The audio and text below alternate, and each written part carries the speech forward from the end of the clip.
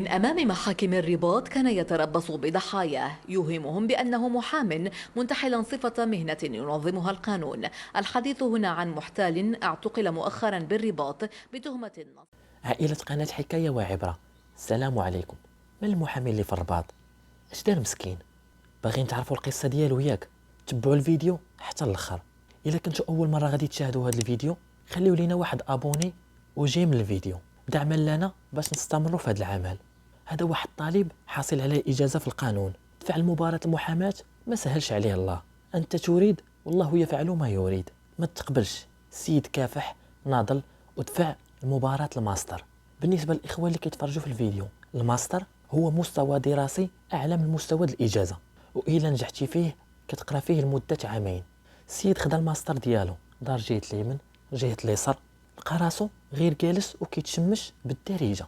طاحت عليه واحد الفكرة جهنمية ما كطيحش على الشيطان اللي عندنا في هذا المغرب. قال شنو قال؟ أرى نقلبوها محاماة. وشنو غيوقع كاع؟ واش عندك الآلية باش تزاول هاد المهنة؟ لا ما عنديش، وما عندكش حق انت تسولني كاع. فتح مكتب ليه في اين مدينة؟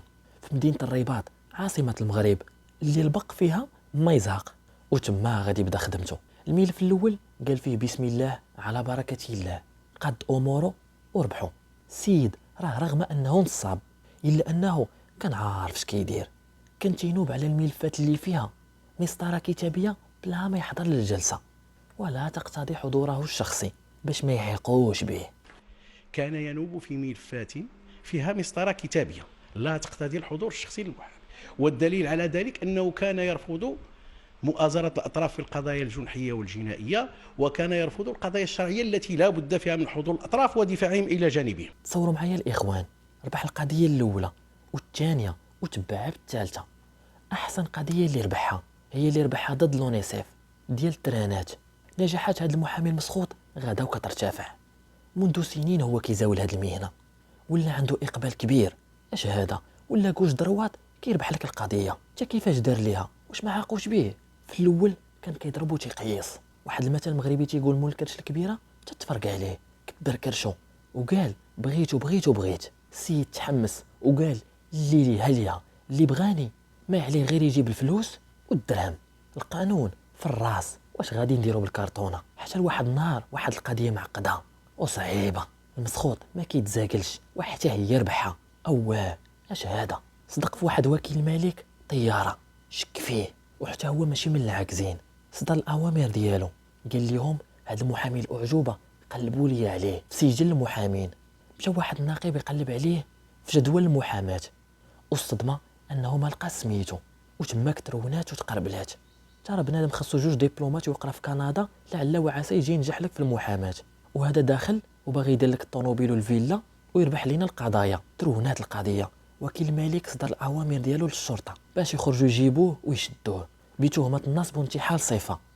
عندما اقتضى هذا الشخص المخفر ديال الشرطة وتم تنقيطه، وجد بأنه مبحوث عنه بمقتضى برقيتين للبحث، مبحوث عنه من أجل النصب ومن أجل عدم توفير مؤونة شيك قدم للاستخلاص. فعندما تم تنقيطه، عند مساءلة الشخص الذي كان معه في نزاع، هذا الشخص كان ضحية عملية نصب من مدعي أو منتحل صفة المحامي. باش غادي يقبطوه لقاوه مناقش مع واحد الزبون ديالو في الشارع العام وعلى واحد الشيك. بعد أن تم توقيفه بالشارع العام وهو في حالة نزاع مع أحد المتقاضين. من تقبض بتقدم لقاوه فايت مبحوث عليه من اجل النصب وعدم توفير مؤونة الشيك. تلقى عليه القبض، قدموه لقاوه انه تيخدم بالكاش ديال واحد المحامي اخر. وتبين أنه كان يستعمل رأسية محام آخر في ملفاته، وهذا المحامي سبق وأن تقدم بشكاية كانت موضوع بحث. السيد مغيز خدمته مزيان، والليلي هاليا طارت معزه نزلت معزه، المهم نولي محامي. والمحامي الاخر فايد داير بيه شكايه انه تيخدم ليه بالكاش ديالو. هذا المحامي نصاب كان خدام ايضا مع الزوجه ديالو اللي حتى هي مشاركه معاه، وتابعوها في حاله صراح.